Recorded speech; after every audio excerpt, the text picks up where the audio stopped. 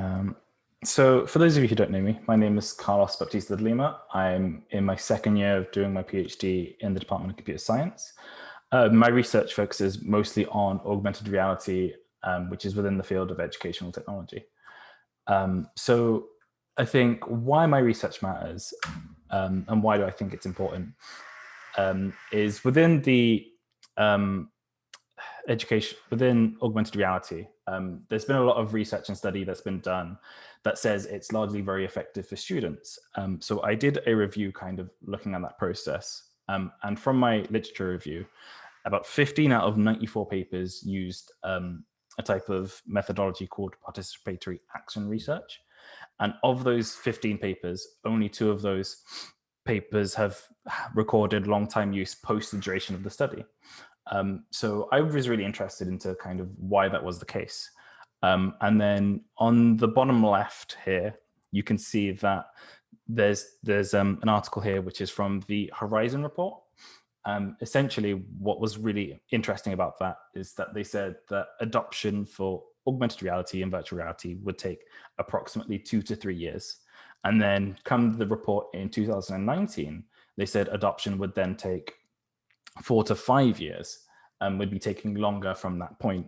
So even though there's this wealth of research that's saying that augmented reality is good, it motivates and gets students interested, there's still this kind of barrier in terms of it being adopted. But before we talk a bit more about augmented reality and what I'll be doing with my future research, I kind of want to take a little step back and look at educational technology as a whole and kind of how that's working within current society. And there's currently a big social push for integrating new technologies and modernizing the existing educational school systems. And there's this also inherent push for technologies to solve, quote unquote, problems within the educational sector. I think a really good example of how technology has come in and stepped in to help is through the use of Zoom and other video conferencing systems such as Google Hangouts and Microsoft Teams to kind of provide a teaching service whilst not being able to be in contact with people from a distance. And I think it's largely worked very well. And then kind of outside of these extreme circumstances, we've got lots of schools have been buying iPads over the last few years to get them incorporated into schools. And I think that's more of an interesting topic because that's kind of an accessibility thing, because kids and students these days would have largely grown on technology throughout their life. They would have grown up with smartphones, laptops, computers, and those sorts of things. So I guess the question here is kind of, is modernization strictly a good thing? Is that always a good thing? And kind of to expand on that, I've got an example of the Smartboard. And for those who don't know, the Smartboard is essentially a piece of technology that has a projector, an electronic whiteboard, and a computer. And the benefits of using a Smartboard is that you can project images, videos, and websites onto this board, and then you can make annotations through the use of this electronic whiteboard. And there have been a lot of studies discussing and looking at these whiteboards, and most of them have largely said that there's been an increase in student learning and achievement through the use of that technology. So then that poses the question, to me at least, is this Smartboard better than the whiteboard? And whilst at first, in terms of learning, it may seem so from studies reported, is that necessarily worth the cost of upgrading from a whiteboard to a Smartboard? Is it more effective than the traditional whiteboard, and is it worth the trade-off of the cost? And so one study, which I've got the citation below, for those of you who are interested and want to read the paper, it's a very interesting paper, found that the largest benefits of the whiteboard was actually the use of the projector and the laptop together, and less so the actual electronic whiteboard system. As a fact, that electronic whiteboard was the most frustrating part of that technology, because there was problems with calibration issues and at least I know through my experience, whenever I encountered a whiteboard, I would have much rather the use of just a straight up normal whiteboard as opposed to the smartboard systems. But then that kind of brings the question in on, well, if the best parts of that system are the projector and the use of the laptop, do we really need to modernize the quote unquote smartboard? Couldn't you just overlay the projector over top of a whiteboard and make annotations that way? And is that a cheaper solution while still getting the same sort of effect? So I think there's kind of this complexity on how these interactions work and the costs involved within that whole process. So keeping those kinds of things in mind, we're going to kind of talk about augmented reality.